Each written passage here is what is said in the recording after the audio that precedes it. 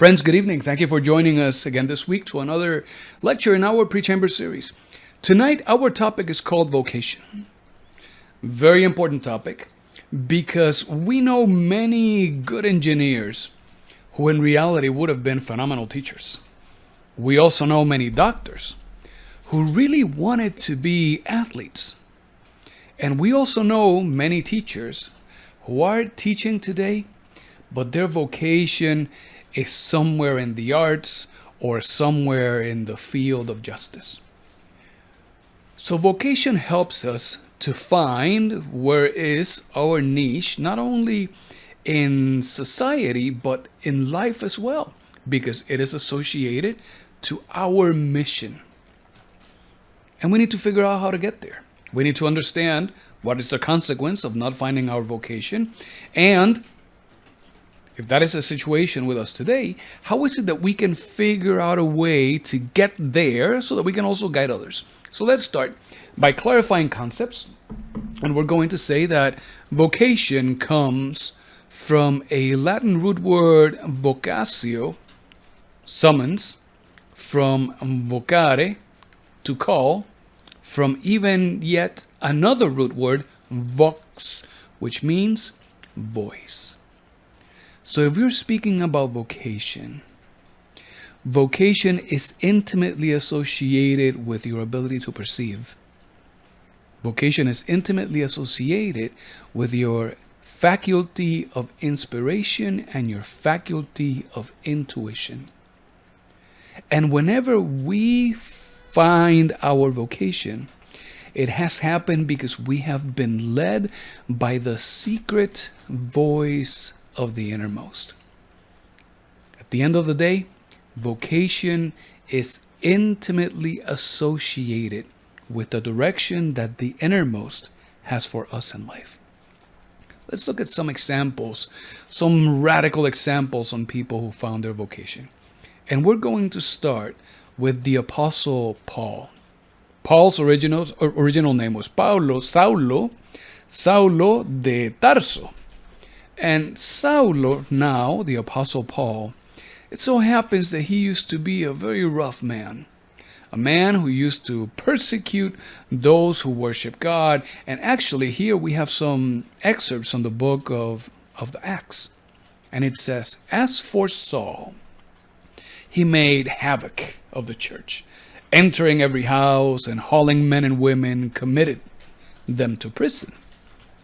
It also says, and he journeyed, and he came near Damascus, and suddenly there shined round him a light from heaven, and he fell to the earth, and heard a voice saying unto him, Saul, why do you persecute me? And at that moment, he experienced that awakening. Notice what is happening here. This is a man who was considered himself enemy of things associated with church, to the degree that he would be breaking into homes, dragging people, throwing them in church. And what this is telling us is that there is always an opportunity for redemption. Some people self-distance themselves from the innermost. Some people hear the voice of the innermost within, and they deliberately shut it down. But they do this simply because there are many aspects of the ego that will tell you, it is too difficult, don't do this, it is too uncertain, you don't deserve that, you are not good enough. And these are all the voices of defeatism of the innermost. Whenever there is an opportunity to hear the guiding voice of the Father, we have an opportunity to reroute ourselves and find our vocation. So here we see the Apostle Paul. He was an enemy of the church, and one day he happened to fall onto the earth the moment that there was a light from heaven that was shining on him. Now, yes, we can see this in the screen of our mind and think that he was just on his horse and suddenly there was this light and he got scared and he stumbled and fell. But if we ask ourselves, what is the light that shines from us, that shines upon us from the heaven? It is the light of the innermost. What is it that we receive from heaven? We receive wisdom, knowledge, blessings. And the moment this light shines, it illuminates our heart. It illuminates our path. Here, what we see in this passage in the book of Acts is that the voice of remorse also speaks loud and says, "What are you doing?" And hasn't that happened to many of us several times? What are we doing with our life? What exactly is it that we're doing in this job? We cannot afford just to wake up every day, to go to work and pay bills, to eventually go to sleep, and at some point later die of old age. We all know that there is something more. And to do this, well, we know already that there is an opportunity for redemption. If Paul did it, and he was an enemy of the church, and he was throwing people in jail, well, how much more opportunity is not awaiting for us when what we're doing here is just being distracted with so many other little silly things?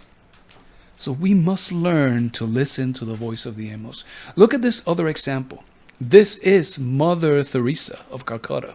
She was born Agnes Gonza Bojaxio. And she was born back at the beginning of the 20th century in the Republic of Macedonia.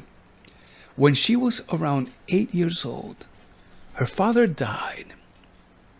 And now, in a home where the only influence was that of her mother, well, she was raised Catholic. She was fascinated by the stories of missionaries who served others, who sacrificed their lives. And by the age of 12, she was convinced that she should commit herself to a religious life. Now, to this day, what we know about her is that she did exactly that. She took care of children, of the elderly, of the needed. But if we take this fragment of her biography and we decide to allow Gnosis to sing itself, we immediately see the symbols.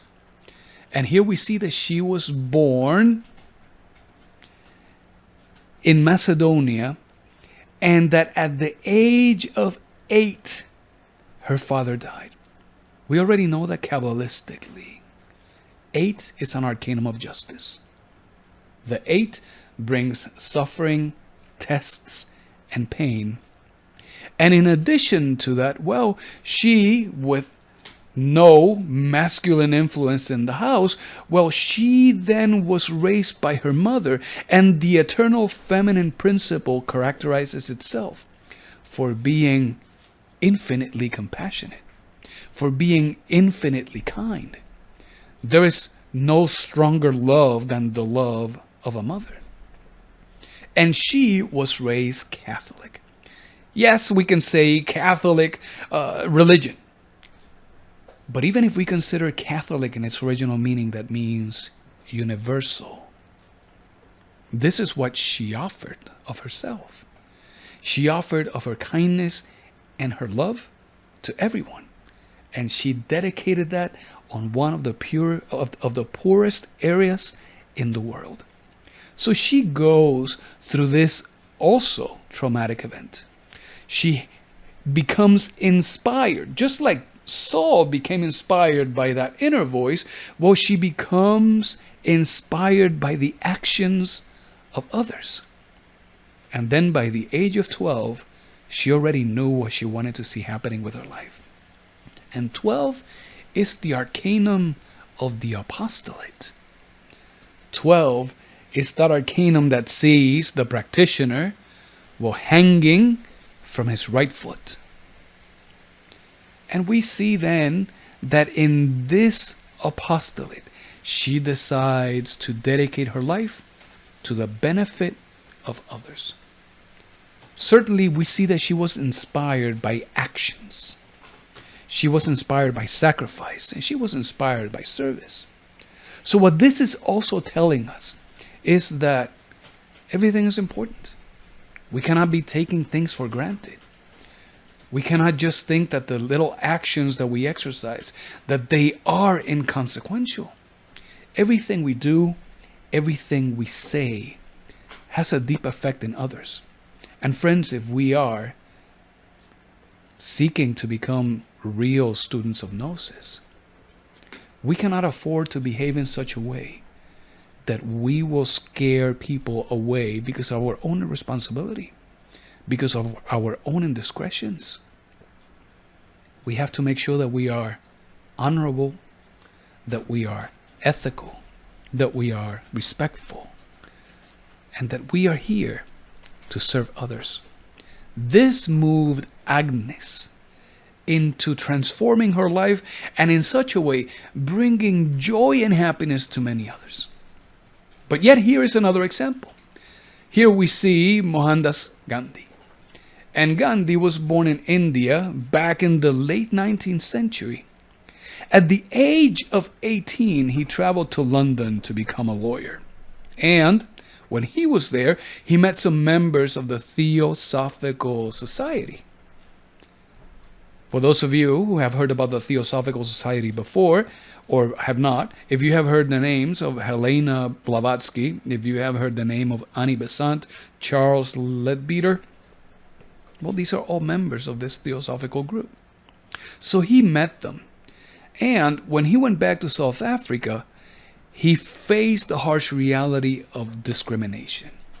In South Africa, people from India were being aggressively discriminated, and they were being physically abused. They were being barred and banned from hotels. Many of them were lynched, and that was his experience. So even though he dedicated his life to be a lawyer, when he came back and he faced the reality of his own people, he decided to focus on the devotion to the truth. And he created this influential movement called Satyagraha, devotion to the truth. He became a hero fighting for the human rights of his own people. So again, if we allow Gnosis to sing itself, we will see here that at the age of 18, he left. Kabbalistically, 1 and 8 is the Arcanum 9. And that is the Arcanum of the hermit. It speaks of sufferings. It speaks of solitude. It speaks of the man who is victorious only when he allows himself to be guided by the light of his innermost. And this is why in the Arcanum we see that there is this lonely man walking in the desert. And even though there is a sun, a bright sun that is shining upon him, he is walking during the day with an oil lamp, and the flame is lit. So he is guiding himself with the light of the innermost. And this is what Gandhi did. Just like Mother Teresa, just like Saul, he went through a traumatic event, something that shocked him deep in the consciousness, and he followed his vocation. And that was to work in benefit of others. Friends, as we identify our vocation, what happens is that we naturally go through a radical change. We have known stories of people who have been working full-time, and at some moment the situations and the opportunities in life have invited them to become teachers. And they have made the huge sacrifice of leaving their family, waiting for a moment. The family has strongly agreed to that. And they have taken care of everything while they leave for many months to dedicate themselves to learn how to be those good teachers. And they have gone through tremendous adversities. And when they have come back, they have been able to serve their students in the best way possible. It invites you to take risks that you would have never considered taking before, but not risks that are just high risk and taken at random. These are situations, activities, opportunities that are considered risky because they have never done that before. Because they have never seen separation from the family like that, because it has invited sacrifice from everyone. And as they have done this, things that were very important for them in the past, no longer that important. So when it comes to finding your vocation, if it comes to things like recognition, that becomes trivial. That becomes not important. It just does not even move you. When it comes to following your vocation, you feel so inspired and so much joy in doing it that you would even do it on the weekends. You would do it at night. You would even do it without pay. When it comes to fame, to this idea of fortune that we have here in the West, they do not care about any of that. All that they experience is that through their service, there's an internal happiness. There's a joy and a bliss that cannot be described. And it is that joy what happens when we respond to the call of the innermost. So we can say that the vocation does not belong to the ego. Following your vocation is not gonna turn you into a millionaire. Following your vocation is not gonna make a famous person out of you, and it's gonna make you someone adored by the multitudes. Certainly not. But it will do something for you, and it will unite you at a level of a heart connection with everyone that you touch. But this is when we follow our vocation. When we don't follow a vocation, many things turn to go astray. There are many chaoses that we can experience in life, and that is because it starts because of the lack of a sense of purpose. If you're asking yourself, what am I even doing? Why am I here? Why is it that I am doing this thing? This does not make anyone happy. You see, that is a good indication that there is a fire in you that is guiding you to go and perhaps try something else. That sense of dissatisfaction, that sense of waking up in the morning and you knowing that you just have to go through the motions, and even as we have heard so many people, when you ask them, how are you doing? They will say, same old, or they will say, living the dream. You see, that is an indication that there is no real sense of purpose. That means that they don't feel that their contribution is being used in a way that is truly beneficial. And of course, we would be disoriented. We would then start bouncing left and right looking for the next thing, because what is in our hands right now is just not satisfying the call of the innermost. When this happens, when we are truly young, well, this is the main reason behind this thing called the rebels without a cause. This is why we see that so many young people in their teenage years, well, they will gravitate by virtue of those influences of Archangel Uriel. We know from our lecture in the personality and the planets that Uriel influences the third septennial in our lives. From the ages of 14 to 21, we are under that influence of love, magnetism, and affinity. And this is why so many inferior values come together. And if there is no correct orientation, if that young person does not feel that they have a sense of purpose, well, as they are looking, those magnetic forces will bring their negative values in contact with other negative values. Suddenly, we will see people that have tremendous potential, children from phenomenal families where they had nothing missing at home. They will abandon the home and join gangs or live homeless and go through the most awful of circumstances. But as we get older, even if we are able to evade all of those conditions, not following our vocation will always take us into the space of our negative values. And we see that greed will awaken. And suddenly, the driving force will not be serving others. It would be ambition. And with ambition, many elements of pride and jealousy and envy. And to some degree, aspects of greed, intellectual greed, emotional greed, will come into play and move the person to always seek for more. Even in this greed, as it awakens, what we have come to see is that very hidden aspects of laziness will flourish. Because laziness is not just throwing ourselves in the couch and not doing anything.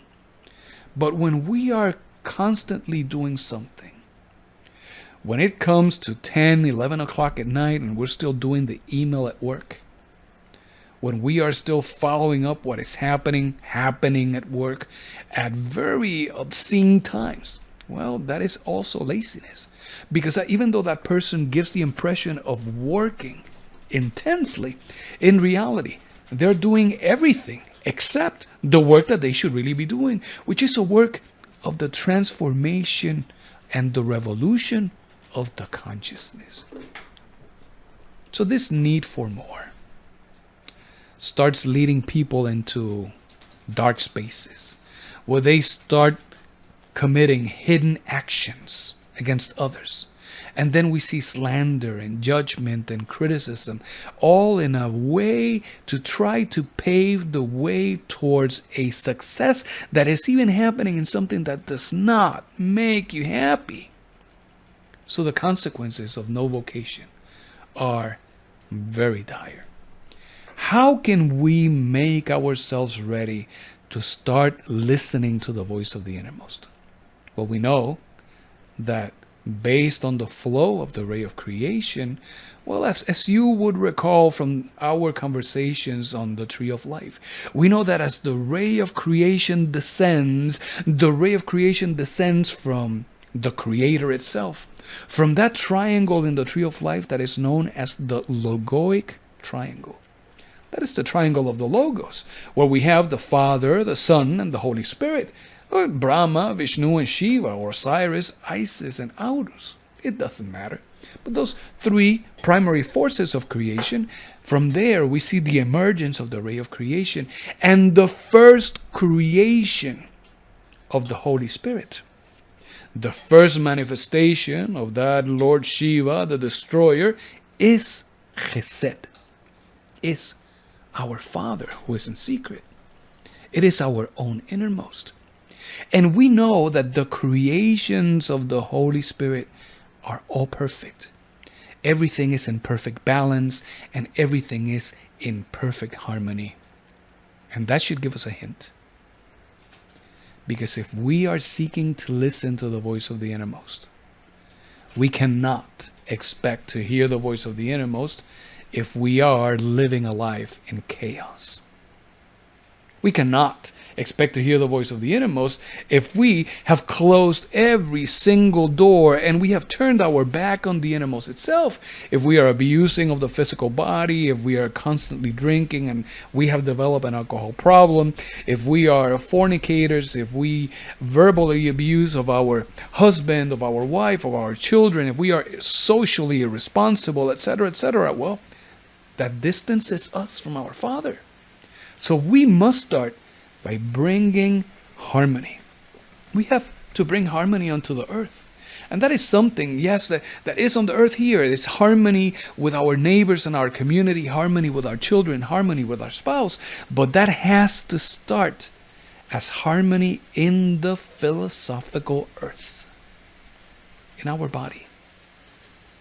And that means that we have to bring the 5 cylinders of the human machine to harmony. What are these 5 cylinders? Well, if we start from the very top, in our head we have an intellectual center. This is the one that helps us deal with ideas, with theories, with our logical reasoning, etc. As we descend, we have at the level of our heart the emotional center. The emotional center comprises many of the elements that exist in our abdomen. As a matter of fact, that emotional center that is heavily displaced into the solar plexus, scientists have already discovered that there are neurons that exist not only in our brain, but also in our abdomen. And these neurons that make up this enteric system, scientists estimate that there are as many neurons there as we may find in the brain of a cat. So we do have an intellectual brain, and we also have an emotional brain at the level of our solar plexus. It is there where we find our emotional center. And then we have our third brain that contains 3 cylinders. The third brain is responsible for the functions and the activities of the physical body. So that third brain, in its 3 cylinders, there's 1 cylinder at the very base of the skull, close to that area where the skull ends and the spine starts. In there is a motor center. And you know this because you may have heard by now of many instances of people who may have had accidents. They have fractured cervical vertebrae, and that damages physical functions in their body. They cannot move their body. Motor center is right there. At the base of the spine, there is an instinctive center. Now, this instinctive center deals with all of the instinctive impulses that we have brought forth into this body from our transmigration through the animal kingdom. So if it's time to fight, the instinctive center is there. If it is time to run away, the instinctive center is there. And there is also a sexual center that is, of course, associated with our sexual creative organs. So we must bring harmony to these 3 brains, to these 5 cylinders. All of you have already experienced in your life that if you go through an emotionally shocking situation, if you go through the pain of a tremendous loss, if you go through an instance in which you have been scared to the core, at that moment, that imbalance in your emotional center affects your ability to think logically, and your other brain, the motor, sexual, instinctive, will take over the functions of the body. If you go through an emotional, difficult situation and you try to go to school and take a test, you will not do as well as if you got to school calm, relaxed, and well nourished. So when we are all stressed out and we have an emotional center that is out of balance, that affects our ability to make decisions. It affects our ability to even express love and kindness to others. It even affects the behavior of our motor center. And we're just speaking here about the emotional center. When you abuse of your intellectual center, when you're constantly reasoning and thinking, well, you intervene with the ability of your emotional center to operate. You may come across as somebody who is aloof, somebody who is distant, somebody who does not express their emotions. And your motor, sexual, and instinctive centers will reflect that as well. And for those of you who are endurance athletes, who do a tremendous amount of exercise, you know very well that when you abuse of the physical body, when you extenuate your energy reserves, there comes a time that you cannot even perform basic math in your head because it becomes difficult. We have seen many professional athletes that the physical strain is so much that when they get to the finish line, they cry because the emotional center is completely out of balance. So these are some simple examples. Imagine then what happens when we live in a consistently stressful environment, with the situations at home and the situations at work, the situations in our society. When on top of that, we're constantly thinking of so many problems, financial, social, family problems, when our body after so many years of abuse, well, it's in need of maintenance. And we have failed to do so. So the body is getting weak and the body is getting sick. When the three brains are out of balance, the human being becomes very ineffective. And of course, it cannot hear the voice of the innermost. So we have to bring harmony to the 5 centers of the human machine. How do we do that? Well, allow us to tell you this.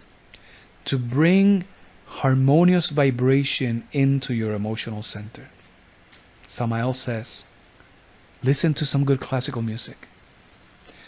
Symphonies of Beethoven, the compositions of Bach, Mozart, Liszt, Richard Wagner, they all nourish the superior emotional center. If you can go to sleep with classical music in the background, you are doing yourself a phenomenal service. If you want to bring harmony into your intellectual center, it is a good idea to disconnect from movies where people are being dismembered, shot, and bodies are being destroyed, because that does not contribute to the consciousness. You would be better off reading good literature, grabbing a good book, allowing that imagination, that creative imagination, which is clairvoyance, inspiration, just to be developed as you are reading those literary passages. Great classical works are phenomenal for that. And for your motor, sexual, and instinctive centers, go out and take a walk. A brisk walk before you go to bed is always of great help. Do some good exercise in moderation. You see, these bodies, they are very resilient. They're very strong. But these bodies, they can also be brittle. So build the endurance in your body in a way that is wise. When you do this, bring some exercise, good reading and study, meditation, good classical music, the perfume of your zodiac, good frankincense. All of these things bring good harmony. And as your centers are harmonious, the better your ability to listen, because you can relax the body. Samael tells us in his writings on the book Fundamental Education, or also known as Fundamentals of Gnostic Education, he says, we emphatically affirm that an abuse of any center can trigger an intellectual crisis even when the mind is at A+. So now there you have it.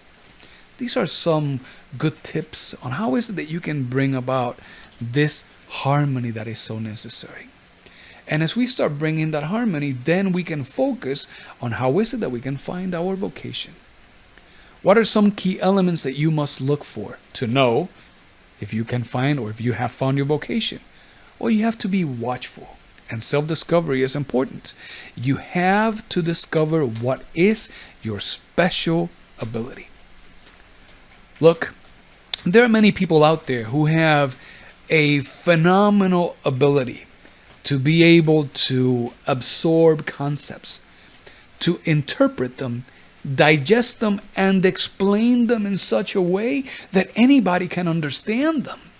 And that is phenomenal, because somebody who has that ability and enjoys sharing that knowledge with others, they can become great teachers. There are others that have this uncanny ability to understand the fundamental tenets of law and justice. And as they study and they go through torts and contracts and they read the jurisprudence that exists within all of those thousands of pages, they can internalize it in such a way that they can understand how to apply it. Where they can find the good in the bad and the bad in the good and seek for the best benefit for society.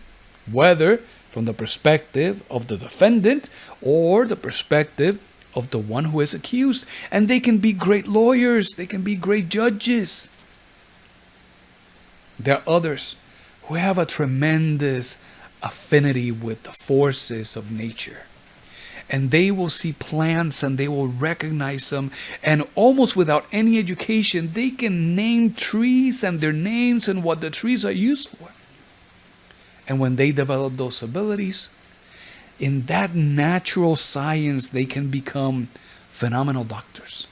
Well, they will seek to understand what is happening beyond the symptoms so that they can give you something that can truly heal you and not just mask away the pain and leave you still faulty.